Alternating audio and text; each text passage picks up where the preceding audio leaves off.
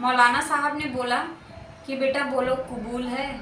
तो लड़के ने तो कबूल है बोल दिया, लेकिन लड़की नहीं बोली। लड़की खड़ी हो गई, दुल्हन के रूप में सजी हुई वो लड़की खड़ी हो जाती है और बोलती है कि क्यों कबूल है बोलूं, जब तुम लोगों ने 5 साल पहले ही मुझे मार चुके हो, जब मैं मर चुकी हूँ तो मैं कबूल है क्यों बोलूं। आखिर शादी के लिए ही तो तुम लोगों ने मुझे मार डाला, तो 5 साल बाद मेरी शादी क्यों करवा रहे हो।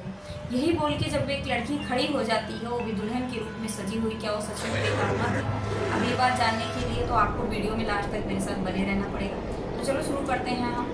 हरे कृष्णा। और हाँ आज की ना ये 12 साल पहले की बात है। बिहार के एक छोटे से गांव में दो लोग थे, यानी 2 बच्चे थे जो कि पढ़ने जाया करते थे। एक था अखिलेश, एक थे मतलब अखिलेश जी, और एक थे जिनका नाम था साहिद। तो दोनों ही मतलब एक मुस्लिम फैमिली से थे और एक हिंदू फैमिली से। तो दोनों ही बच्चे एक स्कूल में पढ़ते थे। अच्छी खासी उनकी दोस्ती थी आपस में।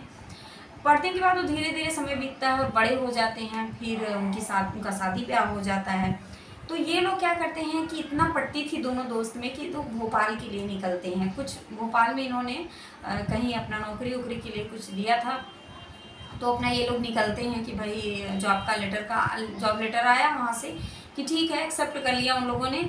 और जो दिलवा रहे थे जॉब वो ऐसे थे कि मतलब बिचौलिया थे। तो उन्होंने बोला था कि हो जाएगा, आ जाओ। अभी सर भी तैयार थे, तो बात हो गई थी फ़ोन पे। तो वो दोनों लोग आते हैं भोपाल। दोनों लोग अपना मतलब शादी वादी हो गई थी, पर दुल्हन वहीं पे, दोनों की बीवियाँ वहीं पे थी और ये लोग आ जाते हैं।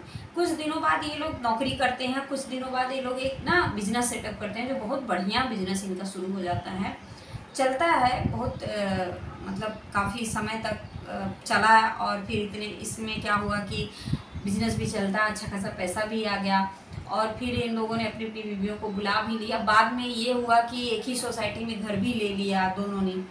और हिंदू मुस्लिम भले ही थे, पर बहुत पड़ती थी दोनों में, काफ़ी पड़ती थी। तो एक ही सोसाइटी में घर लेना। और फिर बाद में क्या होता है, अखिलेश जी के 2 बच्चे हुए।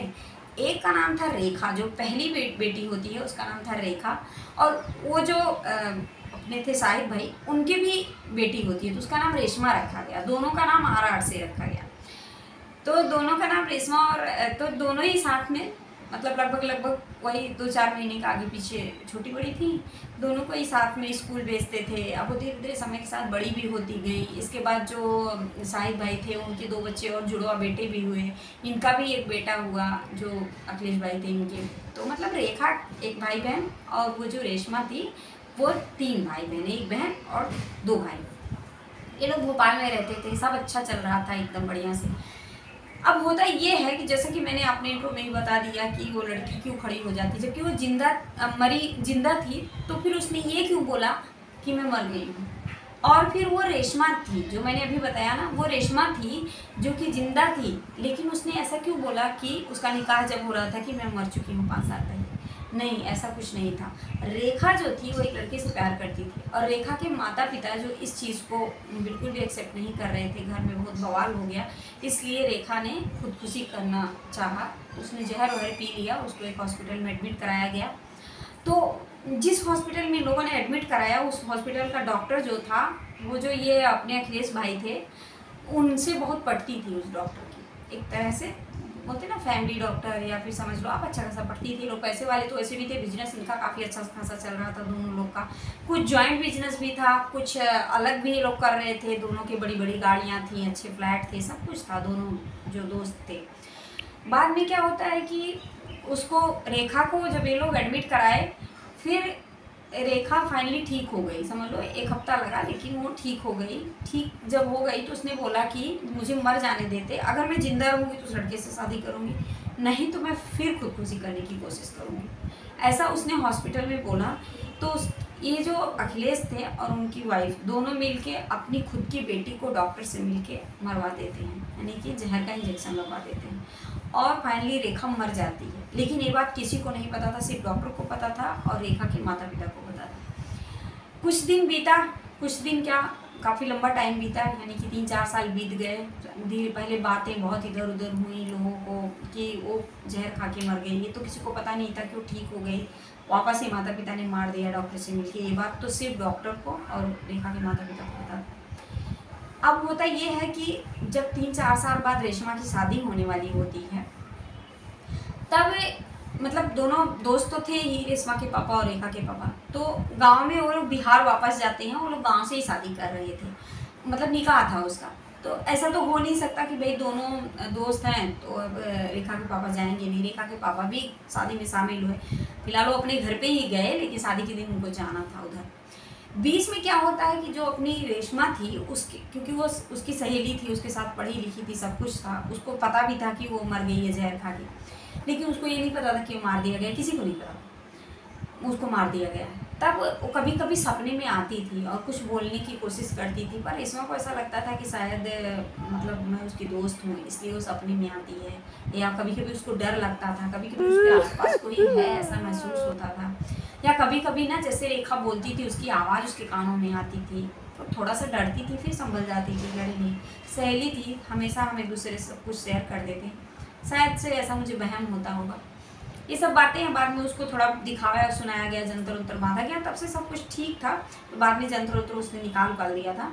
फिर क्या हुआ कि शादी के दिन जैसे ही उसका निकाह बैठाया गया और फिर सब इकट्ठा हुए, रेखा के पापा मम्मी सब, उनके भाई भी आए थे, सारी फैमिली, सारे दोस्त यार जो भी थे, पूरा भरा मंडप। उसमें जब लड़के को कबूल है, यानी कि रेशमा के पति को कबूल है बोला गया, तो रेशमा के पति ने तो कबूल है बोल दिया, पर रेशमा नहीं बोली और खड़ी हो जाती है दुल्हन के और बोलती है कि मेरी तो शादी 5 साल पहले जब तुम लोगों ने रोक दिया, तो अभी मैं शादी क्यों करूं। तो रेशमा के ऊपर रेखा आ चुकी थी उस समय, क्योंकि वही राइट टाइम था शायद बदला लेने का, अपने माँ बाप को सज़ा दिलाने का। और वो चिल्ला चिल्ला के रेशमा रो रही थी, उसने अपने सारे जो भी वो सजी थी वो सब हटा दिया उसने, और फिर वो सब जो दुपट्टा उपट्टा लेते हैं, मतलब दुल्हन बनी थी, तो उसने सब फेंक दिया निकाल के और बोली नहीं, मैं रेखा हूँ, मैं रेशमा नहीं हूँ, मैं रेखा हूँ जिसको आज के 5 साल पहले मार दिया गया, और मेरे माता पिता यहीं बैठे हैं। जब तक ये अपना जुर्म कबूल नहीं करेंगे, जब तक ये पुलिस के हवाले नहीं करेंगे, मैं इस रेशमा को छोड़ूंगी नहीं। और रेशमा तो मेरी सहेली है, इसको तो मैं लेके जाऊंगी साथ में। वो तो बीच में इसने जल्द पहन दिया था, इसलिए मैं इसका साथ छोड़ दी, नहीं तो जब से मैं मरी हूँ। तो वहाँ पे लोग जो इकट्ठा हुए थे वो लोग बोले, लेकिन तुम तो खुद से मरी हो, तुम्हें तो किसी ने मारा नहीं है, तो उसमें तुम रेशमा को क्यों परेशान कर रही हो, अपने माता पिता को क्यों परेशान कर रही हो। तो रेशमा के शरीर पे आई हुई रेखा की आत्मा ने बोला कि नहीं, मैं खुद से नहीं मरी हूँ, मैं वहाँ ठीक हो चुकी थी, लेकिन जब मैंने बोला कि मैं या तो उस लड़के से शादी करूँगी या फिर मैं मर जाऊँगी, जब ये मैंने बोला तो मेरे माता पिता ने उस डॉक्टर से मिल के मेरा मर्डर करवाया है, मुझे इंजेक्शन लगवाया गया है, तब मैं मरी हूँ। तो ये बात सुन के उसकी माँ रोने लग जाती है। और क्योंकि जो ये गूढ़ रहस्य है ये तो इन तीनों को पता था, अगर वो सच नहीं बोलती तो रेशमा को ये बात कैसे पता चलती, इसका मतलब उसके ऊपर रेखा की आत्मा का साया था। ये बात सुन के उसके पिताजी तो नहीं कर रहे थे, बट वहाँ के जितने भी लोग थे वो पूछने लगे कि भाई बताओ क्या बात है ये। और रेशमा काफ़ी परेशान हो चुकी थी, एकदम से पूरा चिल्ला रही थी, लोगों को बोल रही थी, भाग रही थी, ये सब चीज़ें कर रही थी। तो मौलाना साहब ने बोल दिया कि अभी आप लोग बताओ कि सच क्या है। तो उसकी माँ ने रोते रोते सारा सच बोल दिया और बोली, हाँ मेरी बेटी की हम लोग हत्या किए थे, शामिल थे, और हमें सज़ा मिलनी चाहिए। और वो बोली कि रेशमा को मैं छोड़ दूंगी अगर इन लोगों को सज़ा हो जाएगी, ये लोग अपना जुर्म कबूल करेंगे। तो वहीं रेशमा की शादी रुक गई और फिर रेशमा को मतलब वहाँ पे जो मौलाना जी थे, उनके मौलवी साहब जो भी होते हैं, उन्होंने अच्छे से उसको थोड़ा पूजा पाठ अपने हिसाब से करा और फिर वहाँ पे ले जाया गया। इनके माता पिता को पुलिस स्टेशन गए वो, और अपना जुर्म कबूल किया, लिखवाया इन्होंने, और पुलिस ने इनको अरेस्ट किया। अभी भी वो जेल में है। और फिर इधर रेशमा को मतलब बाद में उसका रेखा का कुछ इतना ये नहीं हुआ, पर रेशमा के जो पापा थे और जो रेखा के भाई थे वो सब मिल के रेखा के लिए अच्छा पूजा पाठ करवाया और फिर उसकी आत्मा को शांति मिली। अभी किसी के सपने में नहीं आती है, अब जाके उसकी रेशमा की वापस से निकाह हुआ, उसी लड़के के साथ हुआ, पर काफ़ी टाइम बाद हुआ।